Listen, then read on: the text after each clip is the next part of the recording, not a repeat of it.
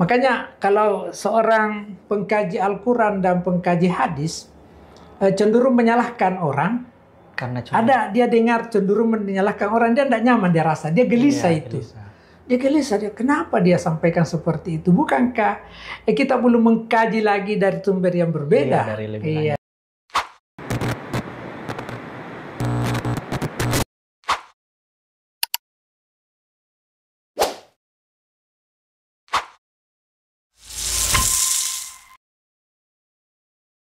Assalamualaikum warahmatullahi wabarakatuh. Waalaikumsalam warahmatullahi wabarakatuh. Kembali lagi bersama Al-Quran Revolution. Kali ini kita dalam program Cinnaku, yaitu Cinta Nabiku. Saya Muhammad Fadel Hussein sebagai host. Kali ini kita akan ditemani oleh Dr. Haji Muhammad Yahya MAG sebagai pembicara. Tema kita pada kali ini yaitu terkait dengan dalil-dalil yang kontroversi dan bagaimana cara kita mengatasinya. Sebelumnya, bagaimana kabar, Prof? Alhamdulillah. Alhamdulillah baik ya. Sehat. Alhamdulillah. Terima kasih sudah memberikan kesempatan dan waktunya untuk hadir kali ini. Mungkin ini dilatar belakangi oleh sebagian kalangannya, atau mungkin dari dulu sampai sekarang itu banyak yang menjadikan dalil-dalil baik itu Al-Quran dan hadis itu saling bertentangan atau saling bertabrakan sehingga nampaknya secara tekstual itu kontroversi. Nah, sebenarnya itu bagaimana Ustadz dalil-dalil yang kontroversi dan bagaimana cara kita mengatasinya? Ya, makasih Adel.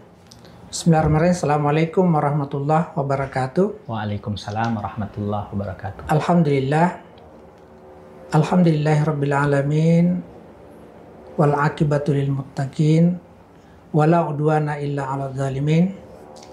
Asyhadu an la ilaha illallah wahdahu la syarikalah wa asyhadu anna Muhammadan abduhu wa rasuluh. Allahumma shalli wa sallim wa barik 'alan nabiyil karim nabiyina Muhammadin wa alihi wa ashabihi wa man tabi'ahum bi ihsanin ila yaumil qiyamah.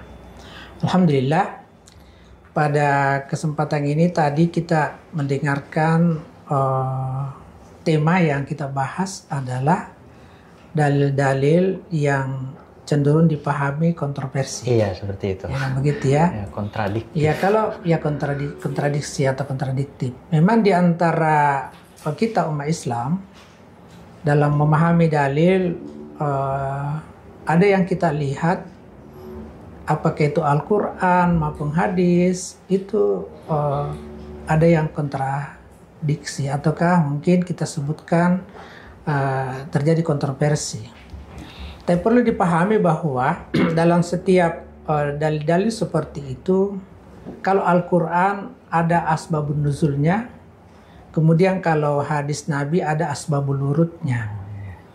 Kemudian tentunya yang kontroversi itu apa? Tentu saja kita melihat bahwa terjadi semacam penyampaian yang berkaitan dengan amalan-amalan ibadah yang kemudian saya katakan berkaitan karena ada kaitannya, yang kemudian di lain kesempatan Nabi memberi kelonggaran. Iya, demikian pula dengan dalil Al-Quran. Inilah terjadi semacam pemikiran di dalam Islam yang kita kenal dengan kajian teologis ketika berbicara tentang ayat-ayat yang cenderung dipahami kontroversi. Saya katakan dipahami kontroversi karena kita itu harus menggali dulu Al-Quran dengan Al-Quran, karena penafsiran Al-Quran itu kan Al-Quran dengan Al-Quran atau Al-Quran dengan surah, dengan ayat maksud saya, surah dengan surah. Nah, tentu saja perlu kita pahami bahwa misalnya di surah Al-Baqarah itu akan muncul pembahasannya di surah yang lain. Ayat tertentu akan ada pembahasannya di ayat yang lain. Misalnya munasabah begitu. Munasabah, ada keterkaitan, betul. Jadi jangan kita langsung menjustis bahwasanya ini sampai di sini, tapi tidak melihat lebih lanjut.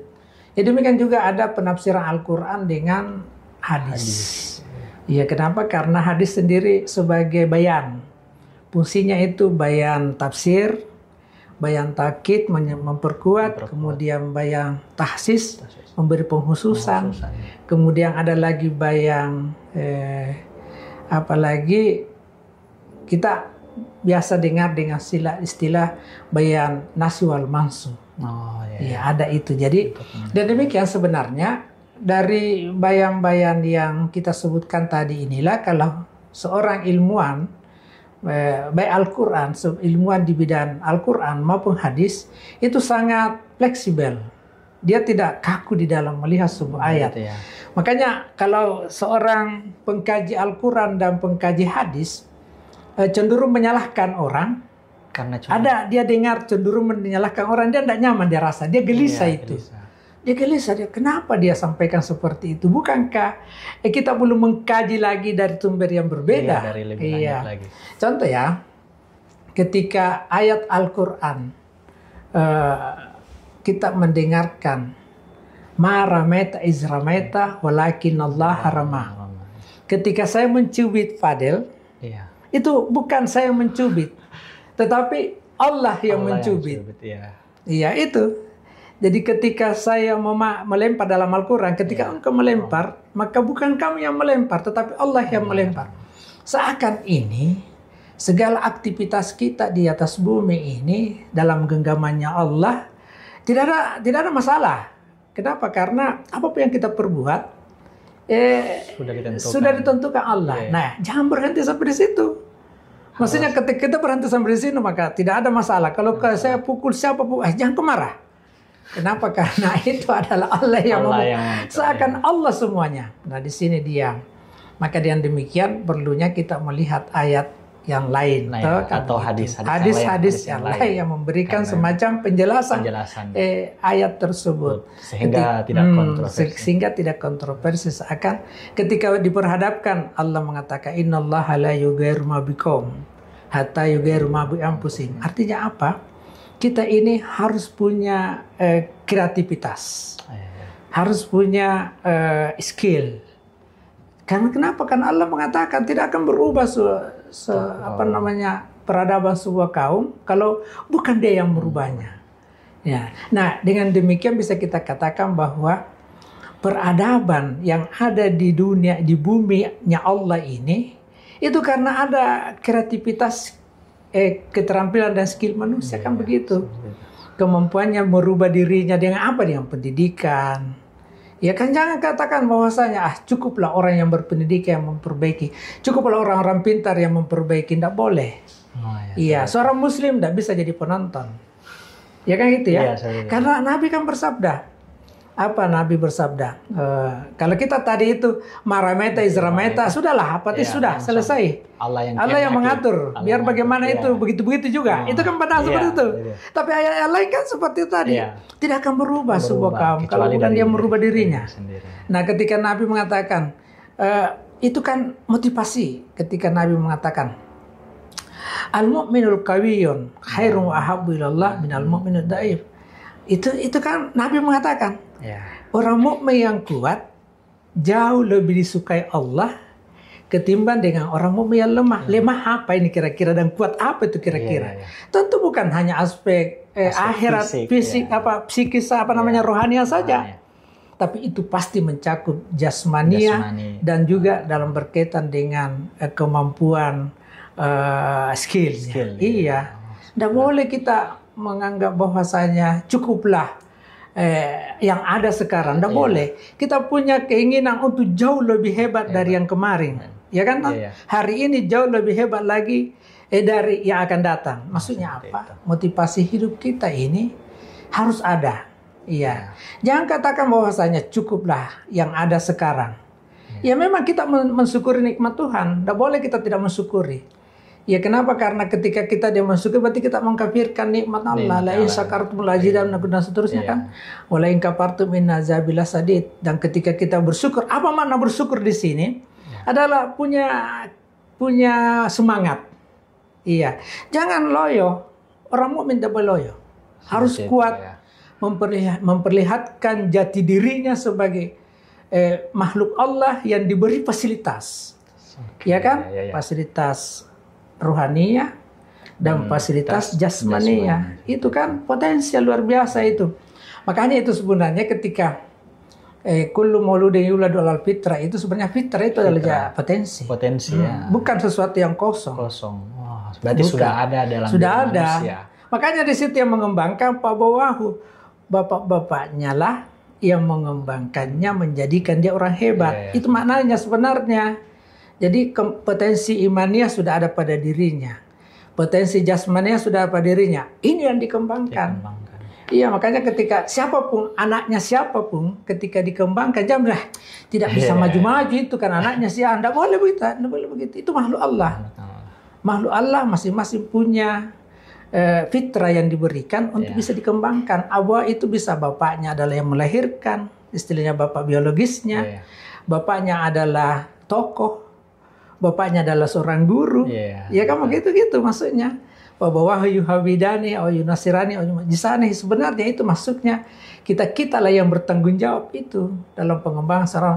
Makanya lihatlah seorang anak yang ada di sekitar kita adalah makhluk Allah yang harus dibangun. Iya. Nah, kalau kita berbicara ayat-ayat kontroversi atau kemungkinan dari kontroversi, kecenderungan kita memang banyak sekali. Banyak sekali ya. Cuma kan interpretasinya kita berbeda-beda. Ya, makanya ketika kita mendengar ada orang apa istilahnya memarginalkan yang satu, kemudian mengangkat yang satu, sebenarnya tidak begitu dalam Islam. Ya, harusnya bagaimana? Iya, harusnya siapapun dia yang kemudian memahami agama itu dilayani dengan baik. Karena Al-Qur'an udu ila sabili rabbika bil hikmah wal mau'izatil hasanah. Wajadilhum billati hiya ahsan. Itu. Apa maksudnya di situ? Panggil dia dengan baik. Kalau dia salah, ya artinya dalam interpretasinya menurutnya dia saja yang benar. Sampaikan dengan baik. Rupanya apa yang Anda sampaikan sudah betul. Menurut apa yang Anda pahami, tapi ada ini yang lain. Contoh ya. Ketika kita berbicara tentang ini hadis lagi ya. Ketika saya sempat menulis sebuah hadis barusan ini dikutip dari saya kutip dari kitab Kutubus Sittah. Rupanya di sini Nabi mengatakan lebih baik ya kita meminum nanah sampai perut ini penuh dan memuntahkannya daripada melantunkan sebuah syair. Bagaimana maksudnya itu, Ustaz? Artinya apa itu? Daripada melantunkan dan mendengarkan sebuah syair, begini, kan sering kita, ini kontroversi juga sebenarnya. Sering kita mendengar, jangan kau dengar nyanyian. Ya kan seperti itu ya? Ada itu hadisnya. Ada hadisnya ini. Ada hadisnya. Dan saya baca itu hadis memang. Ini kalau dari Al-Bukhari, Al-Bukhari itu hadisnya diterima dari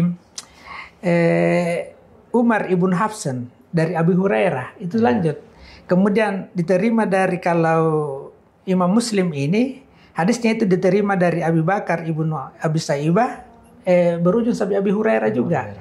Kemudian kalau dari hadis berikutnya lagi Imam Muslim menerima dari Muhammad ibnu Musannah itu berujung sampai sahabat Sa'id Al-Khudri. Itu hadis yang saya sebutkan tadi. Ya, la ayyam tali ajau ahadikum kaihan khairan lahu min ayyam tali asy'ara. Ya kan begitu ya. Kemudian dari masih Muslim, Imam Muslim ini hadis dari Qutaibah bin Sa'ad As-Saqafi itu berujung pada Sa'id Al-Khudri. Ya, kemudian At-Tirmizi ada juga hadis yang sama itu. Dari gurunya bernama Isa ibnu Utsman, kemudian dari gurunya juga bernama Muhammad ibnu Bashar. Iya, tapi masing-masing ada yang dari Abi Hurairah dan ada dari Sa'ad bin Abi Waqqas. Kemudian Abu Daud, hadisnya dari Abu Walid At-Tailisi sampai ke Abi Hurairah. Ibnu Majah, ini ada dua hadisnya. Dia masuknya dari gurunya kan? Iya, hadis dari Abu Bakrin dan sampai ke Abi Hurairah. Kemudian hadis dari Muhammad ibnu Bashar sampai dari Sa'ad ibnu Waqqas. Yang terakhir itu ada Rimi. Hadis dari Abdullah Ubaidullah sampai kemudian Ibnu Musa. Jadi sebenarnya ini dapat kita pahami bahwa hadis ini memang banyak yang meriwayatkan. Kontroversinya mana? Ini kan? Iya, itu Ini kan kontroversi. tidak bisa sekali ini. Kalau kita melihat Secara matan tekstual. hendak boleh kita melantunkan sebuah syair kan? Iya, iya. Tapi ketika saya membaca tadi itu, saya belum lengkapi itu hadis-hadisnya. Iya. Itu Rasulullah pernah menyuruh Lubaib, sahabatnya, melantunkan sebuah syair yang membuat nyaman dirinya. Iya. Dan syair itu adalah menyanjung Allah, yang memuji Allah dan menyanjung Rasulnya. Dan dia merasa senang dan bahagia. Berarti boleh. Dan hati boleh. Nah itulah dia. Makanya ketika kita dengar-dengar syair, itu kontroversinya. Iya. Jangan kita berhenti sampai di situ. Di situ. Jangan sampai berhenti sampai di situ. Kenapa? Kalau itu yang terjadi, kita tidak bisa sama sekali mendengarkan lagu-lagu. Lagu yang lain. Tutup tutup telinga, disumbat telinga kalau satu iya, karena hadis cuma saja. satu hadis. Itu pentingnya sebenarnya. Inilah kajian sumber kita di Pasca Sarjana Wingalo di Makassar. Itu yang dilakukan. Jadi jangan berhenti. Makanya itu dalam sarahan pembahasan hadis dalam mata kuliah namanya Mukhtaliful Hadis. Iya, ya. Nanti ada metode. Itu ada itu mata kuliah Mukhtaliful Hadis. Dan kalau itu yang terjadi, itu kita sangat moderat dalam beragama. Iya, moderat. Interen beragama Islam dan antar beragama. Kita itu pasti moderat. Kenapa kan? Makanya itu orang-orang tafsir hadis di Pasca Sarjana itu tidak terlalu kaku di dalam melihat sebuah perbedaan. Karena memang karena dia tahu bahwasanya iya betul ada perbedaan, tetapi dan setiap kali perbedaan dia tahu bahwasanya dia menggunakan dalil ini. Kalau dia begini, dia menggunakan dalil ini. Kalau dia sujud dan mendahulukan telapak tangannya, dia gunakan dalil ini. Kalau dia sujud dan mendahulukan lututnya, dia menggunakan dalil ini. Jadi kita tidak masalahkan. Iya. Kalau dia isbal, memakai pakaian yang menyeret tanah, ya melewati mata kakinya, dia menggunakan dalilnya Abu Bakar misalnya. Kalau ini yang sampai terlihat mata kakinya, di atas mata kakinya pakainya kalau salat, dia menggunakan dalil ini misalnya. Ya, jadi tidak ada masalah sebenarnya. Aman. Itulah bagusnya itu dalam kajian Islam. Itu yang maksudnya perbedaan itu adalah hasanah. Iya. Benar. Perbedaan hasanah sebagai kekayaan dalam Islam. Iya, jadi kita tidak kaku kan? Semua diberi kesempatan. Jadi begitu para pemirsa terkait dengan itu tadi hadis-hadis yang kontroversi. Jadi sebenarnya dia tidak kontroversi secara maknawi. Mungkin secara tekstual begitu bisa kontroversi ya, tapi secara maknawi mungkin bisa difahami lebih lanjut lagi dengan membandingkan hadis-hadis yang lain atau dalil-dalil Al-Quran mungkin yang lain. Iya, betul sekali Pak Ustaz ya, bahwa Fadil. Berarti ada metodenya itu Ustaz. Iya, Ustaz Fadil bahwasanya memang ada al-jamu. Metode untuk itu. Betul. Ketika ada dalil kontroversi itu ada metode dalam menyelesaikan. Misalnya ada al-jamu. Bagaimana menyatukan dua dalil. Kemudian dalil itu bisa jadi pegangan di waktu tertentu. Ada konteksnya. Ada konteksnya kan begitu. Makanya begini. Kecenderungan kita memahami ayat, misalnya aulamastum nisa contohnya, dalam menyentuh wanita ketika dalam sebuah kaitan dengan fikih ini kan yang namanya fikih itu kan interpretasi. Ya makanya itu imam mazhab ada 4 kan? Ada 4, dan masing-masing punya interpretasi termasuk dalil. Ada yang mengatakan kalau seorang laki-laki menyentuh kulitnya perempuan sudah batal wudu. Ada lagi yang mengatakan tidak. Ya kan seperti itu. Nah itu bagaimana sekiranya kita dalam bertawaf, ya kan, kemudian bersentuhan karena banyaknya orang. Banyak orang di Mekah. Nah di sini dia makanya ada yang mengatakan lamas tu menisa itu artinya lamasa itu dalam makna apa? Bukan sekedar bersentuhan, tapi melewati bersentuhan. Kita tidak bisa. Ini bahasa majasnya luar biasa kan? Bahasa halusnya Al-Quran itu. Jadi itu maknanya bersentuhan melebihi dari bersentuhan. Itu interpretasi juga. Interpretasi. Jadi jangan kita salahkan kenapa harus berwudu? Ya, interpretasi juga. Ya jangan kita menyalahkan. Ya Imam Syafi'i misalnya harus berwudu. Ya karena memang ada mungkin di dalamnya ada kehati-hatian. Iya menyentuh, ada yang mengatakan tidak perlu. Ya karena bukan itu maksudnya. Jadi yang demikian sebenarnya ya. Kalau kita membaca perbedaan-perbedaan itu dalam sebuah interpretasi terhadap sebuah ayat, kita tidak bisa salahkan. Tidak bisa. Karena setiap ulama itu punya metode. Makanya ketika ada orang berceramah, lantas terlalu menyalahkan kelompok lain Iya. dan membenarkan kelompoknya. Kelompoknya Saya sendiri. kira orang sebenarnya bijak Karena cuma dalam melihat dari beragama. satu perspektif. Kita ingin kehidupan umat, ya Iya, kan? Ada iya. uhuwah kan? Iya, Ustaz. Uhuwah Islamnya terjaga, uhuwah basyariyah sebagai anak cucu Adam terjaga, Iya, Ustaz. uhuwah wataniyah sebagai warga negara Indonesia harus terawat. Ya jangan gara-gara perbedaan lantas kita ini apa namanya ada konflik ada kan? konflik, internal, horizontal, ya, kan begitu sangat berbahaya. Iya kalau hal seperti itu kita kembangkan itu malah bukan membawa kedamaian. Kedamaian atau Sementara masalah. Islam itu akan maslahatan. Iya, Ya dari kan? kata Islam itu sendiri. Iya, Islam itu keselamatan. Kalau kita membuat apa namanya perdebatan yang Perdebatan, tidak membawa keberkahan, makanya itu Al-Quran mengajak kita untuk ihsan, Iya. selalu berbaik, Iya, berbaik ahsan. sangka terhadap Iya. orang lain, menyampaikan kalimat-kalimat yang ma'ruf, yang baik, Iya. ya kan seperti itu. Iya, Ustaz. Nah itu kuncinya dalam hidup beragama ini sebenarnya. Ya dan kedua, memang kecenderungan kita ini ya beda itu memang kalau kita mengkaji hadis Al-Quran dan hadis dengan kajian sepintas kalau dibanding dari ambil dari di apa perkuliahan. Nah mana perkuliahan berapa tatap muka? Iya, berapa SKS berapa juga. jam? Iya, Iya kan harus. gitu ya. Iya, iya. Coba pikir ya, 3 SKS Iya. dan setiap kali kan 3 jam. Iya, 3 jam. Dan setiap kali pertemuan itu kan berlanjut dan ada munasabahnya dengan ayat yang lain, dengan hadis yang lain, dan untuk keterkaitan coba lihat itu. Al-Quran begitu, hadis begitu, makanya dan demikian kita bisa katakan sangat jauh dari konflik kalau misalnya dari kalangan pengkaji Islam melalui bangku kuliah. Iya. Tidak akan menyalahkan orang lain. Iya. Sangat bijak. Iya, saya kira itu. Oke, baik. Terima kasih. Mungkin nanti Ustadz ada lagi sedikit terkait dengan itu motivasi. Ada tadi saya mohon maaf, ada saya lupa. Kan ada al-jamu. Iya, itu metode. Kemudian ada lagi tawakuf. Oh, tawakuf ya. Itu, metode itu pertama metode. tadi, yang pertama al-jamu, yang kedua ini apa? Tawakuf. Jadi bagaimana itu tawakufnya? Kita merasa lebih baik mendiamkan sesuatu kalau kita tidak memiliki pengetahuan, pemahaman dan kemudian untuk membawa kemaslahatan. Mending lebih diam saja. Iya, tawakuf. Nanti menunggu penjelasan lebih jauh. Iya, jangan seenaknya menyampaikan sesuatu karena mungkin masih ada dalil. Iya, masih ada dalil yang lain. Iya.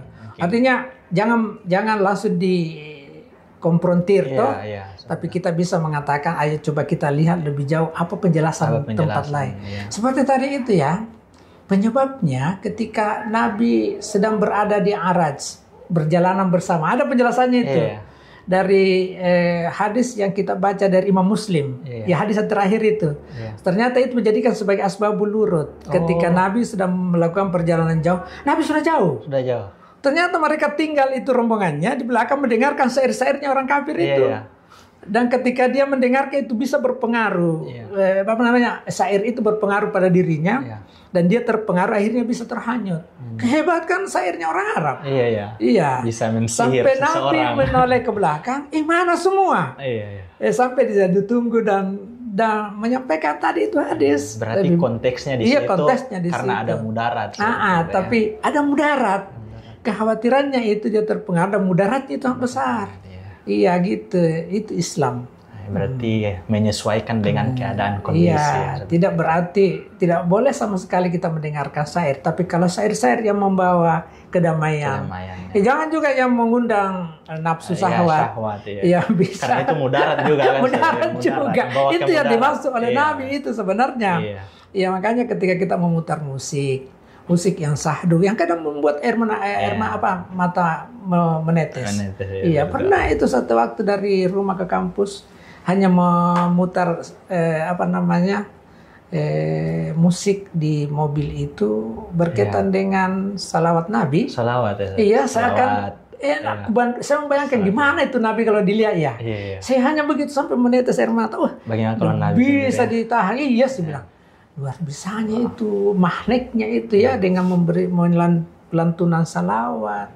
Ya, jadi jangan juga terlalu kaku dalam mendengarkan syair-syair. Ada syair yang membuat hati merasa nyaman itu. Iya itu, gitu barangkali. Pak Fadil. Ini Ustaz Fadel banyak pertanyaan ya. Baik Ustaz, terima kasih atas kesempatan kali ini.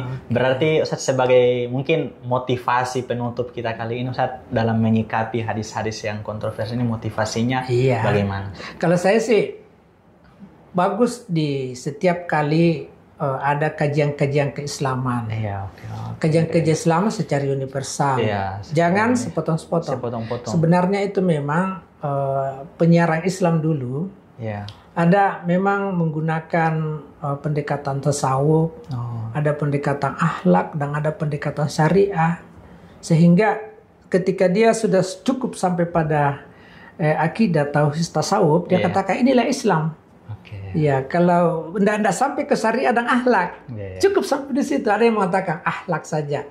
Ya, akhirnya dia mengatakan kalau sudah bagus kita perangainya walaupun tidak salat. Ya kan gitu ya, karena sampai di situ pemahamannya, penerimaannya. Nah harus universal. Itu kajian, itu harapan kita semua. Harus memahami Islam secara universal. Itulah kita bersyukur dan berterima kasih.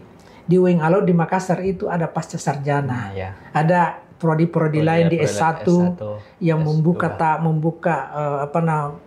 tabir-tabir yang dulunya kita tidak paham, bisa paham. Akhirnya dulunya mungkin kita sangat fanatik pada kelompok kita, sekarang terbuka memberi ruang. Makanya itu akademi sebenarnya kalau dia memegang satu organisasi keislaman sangat terbuka. Iya, itu terbuka itu tidak menutup ruang. Malah mengajak semua orang untuk berdiskusi, ayo bicara tentang agama. Dan itu saling menyapa itu. Makanya imam-imam terdahulu itu sebenarnya saling menghormati karena ilmunya kan kuat. Ya sama halnya sekarang ini kalau saya lihat organisasi keislaman dipegang oleh akademisi, sangat saling merindukan mereka itu ingin ketemu, ingin berbincang-bincang, saling mau berbagi ilmu, itu begitu mereka. Iya, begitu barangkali Ustaz Fadel. Baik, terima kasih Ustaz atas ini, Insya Allah luar biasa. Jadi para pemirsa terkait dengan hadis-hadis yang atau dalil-dalil yang kontroversi ini, mungkin bisa kita tarik kesimpulan bahwasanya sebenarnya hadis-hadis yang atau dalil-dalil yang kontroversi ini atau kontradiktif ini bisa kita pahami secara mendalam. Jadi tidak boleh hanya sekedar melihat satu dalil tertentu sehingga kita menjustifikasi satu pemahaman bahwasanya ini yang paling benar dan yang lain salah seperti itu. Jadi kita harus menggabungkan secara semuanya. Itu tadi yang dikatakan oleh Ustadz, yang metode al-jam'u. Kemudian yang kedua itu tadi ada tawakuf. Jadi kalau tidak tahu mending diam. Jadi ini sebenarnya hal yang penting. Jadi jangan bahwasanya kita melihat bahwasanya itu benar terus kita langsung berkuar-kuar di medsos. Ini terutama banyak sekali tuh di medsos itu ketika satu benar mereka mengatakan bahwasanya inilah yang paling benar, yang lain salah seperti itu. Sementara ketika ayat Al-Qur'an inja'akum fasiqun binaba'in fatabayyanu an tusibu qauman bijahalah. Harus tabayun seperti itu. Itu harus tabayun dan belajar itu tadi disampaikan oleh Ustadz bahwasanya belajar itu tidak boleh hanya sepotong-potong, apalagi cuma melihat tulisan dari medsos atau dari sekarang ini adanya reels video satu potongan begitu. Jadi sebenarnya belajar itu harus secara berkesinambungan atau berkelanjutan seperti itu. Betul, Ustaz. Iya. Mungkin cukup sekian dari kami. Ada slogan Ustadz di Al-Quran Revolution ini, ketika kita mengatakan Al-Quran Revolution maka nanti sama-sama dijawab rahmatan lil alamin. Oke, sama Al-Quran Revolution rahmatan lil alamin. Sekian. Assalamualaikum warahmatullahi wabarakatuh. Waalaikumsalam warahmatullahi wabarakatuh. Terima kasih Prof.